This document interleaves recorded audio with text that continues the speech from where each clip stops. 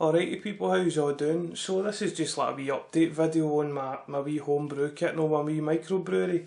So in my last video I was telling you all that I ended up having a wee problem with the air leak, right? So since then I've been surfing the net, trying to get wee tips and help along the way, how to bypass that problem, right? So I've ended up registering myself for a few like homebrew forums and things like that. Guys that know what they're fucking talking about practically, you know what I mean, and maybe give me a wee bit of help, and that's what they've been doing. They've been giving me a wee bit of help and tell me what's been happening with it. So I'll let you know what's happening, right? So here we go.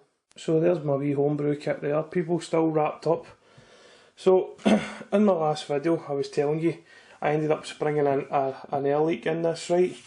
So what it was, it isn't my lid, right? This is what these guys are telling me on the forum. It's obviously a common problem with this Cooper's homebrew kit, right? Where I was springing the air leak was actually for the actual air lock, right? Because it's like a moulded bit of plastic. It's like two sides of plastic moulded together, right? And when that's happening, there's like there's like a sort of sharp edge to it all the way around the actual airlock, right? So what it's been doing, it's not rounded at the bottom of it where the airlock goes into the fermenter. It's actually got it's like sharp edges down the sides, and it's actually creating a wee air leak in the grommet, right? Because the grommet's no fitting right around it, solid like around it as a circle, as I say.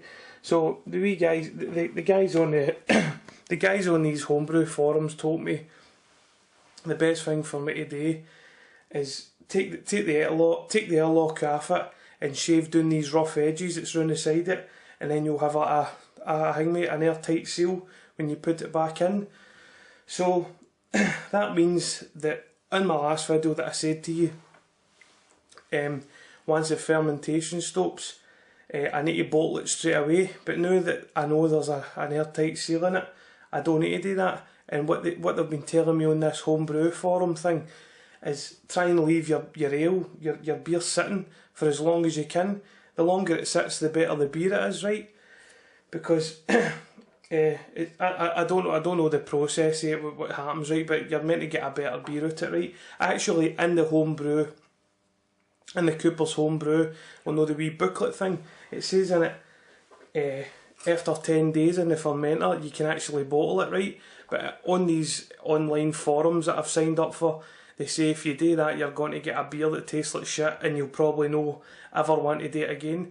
So what I'm just wanting to get the best beer I can out of it, you know what I mean? So I'm going to leave it. They say between 2 and 3 weeks. That should be good enough for it, right? And then you bottle it for another 2 weeks, and the homebrew should be alright. I mean, it's been sitting there for I think 11 days now, fermenting. I'll show you again. So the fermentation process is already happened, right? When you put the yeast in it, the foam rised up to there. Now it's practically, there's hardly any foam left in it, but it's just sitting on the actual ale mark, and there's a lot of sediment, as I say, at the bottom, right? And I don't know if you can see inside it. Nah, I can't really see. There's no much foam at all at the top of it. But at the start, it was a big fucking cake of foam all the way around it. So, only what I had to, after that, what I had to do was take a hydrometer reading, right? I actually fucked up as well, right? See, in my first video where I was making the actual brew up, I took a hydrometer reading then, and I didn't fucking put it in the actual video, right? So I'll tell you, I'll explain it to you now, right, about the hydrometer reading. So here we go. So people, there's your wee hydrometer there, right? And your wee tube that you take your sample in, right? That's what you put your sample in, that wee tube. So in part 2 of this wee series of videos I'm making about my homebrew, I actually did take a hangmate hydrometer reading, right? But I just forgot to put it in the video, right? So what you do is, right, before you add your yeast to your actual brew, right, see when I've put all my sugars and my water and I filled it up to the 23 litre mark, right, I actually took, before you add the yeast, I took a reading, right, so I filled that halfway up, right, so I could take a reading on my hydrometer. So I'm going to show you, try the best I can here. So where it was sitting, right, this is where you usually start off. See where it says beer on the wee orange part of the hydrometer there, right? So my first reading was round about there, 5%. So that's your potential alcohol level that's going to be in your beer, right? Your ale. So my ale's going to be around about 5% when it's done, right? So as the beer ferments in the fermenter, the yeast eats the sugars in the actual wort, and that creates alcohol, right? And alcohol's a lot less dense than like sugary water sort of thing. So it means that your hydrometer will sink for the next, like will drop, but will obviously drop down in your next sample. So what you're trying to achieve with hydrometer readings, reading your gravity levels, is you're trying to start here and finish here in this green mark, right? So the actual reading that they're wanting to be is 1006, right? But anything under 1010, there it's there, like 1010, right? You can bottle it for there, right? But right now mine's is sitting between the 10 and the 20, so mine's is sitting at 1015 on the hydrometer, right? So I know it's quite fucking hard to explain, right, but that's all I can tell you. Really, it starts there and it supposedly finishes where the green mark is, right? But anything below that 110 mark, if it's not getting to the green mark, you should be alright. You can still bottle. So that's the easy option. So people, as I say, mine's is sitting at round about the one, can you see that alright? Round about the 115 mark, right? It's round about between 110 and 120, that's where it is sitting just now, right? So it's sitting round about there. So what these guys have told me on this homebrew forum is to leave it for 3 weeks, right? Because see, when I've been taking my reading where it's told me it's 115, right?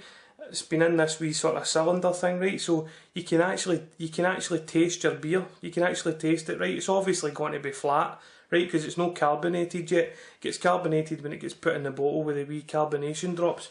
It's obviously going to be a flat beer, but it gives you like a sort of rough guess of what your beer's going to taste like and smell.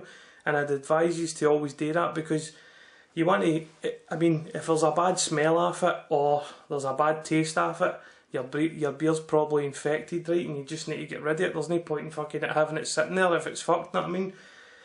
So as I say, for my first reading, I had a wee smell, and the actual smelling fucking top notch, by the way. There's a lot cracking smell coming off it, right? But I've given it a wee taste, and there's a sort of bitter taste, right? There's like a harsh sort of bitter taste off it, right? So as I say, on these forums, I've said that I've had a wee test at after the hydrometer reading, and there's like a sort of bitter, harsh taste off it, right? And that's what they're saying. Just leave your fucking beer alone. Don't touch it. Just fucking leave it. Leave it to do its job itself, and you'll end up with a nice beer. It will only be as bitter and harsh. You'll obviously get a wee bit of bitterness out of it because it's a fucking ale, know what I mean? But the harsh sort of bitterness, that's going to get ran out the fucking door because you're leaving it for 3 weeks, right? So I've no reason to question these guys. These fucking guys know what they're talking about, do you know what I mean? They're fucking pros at the game.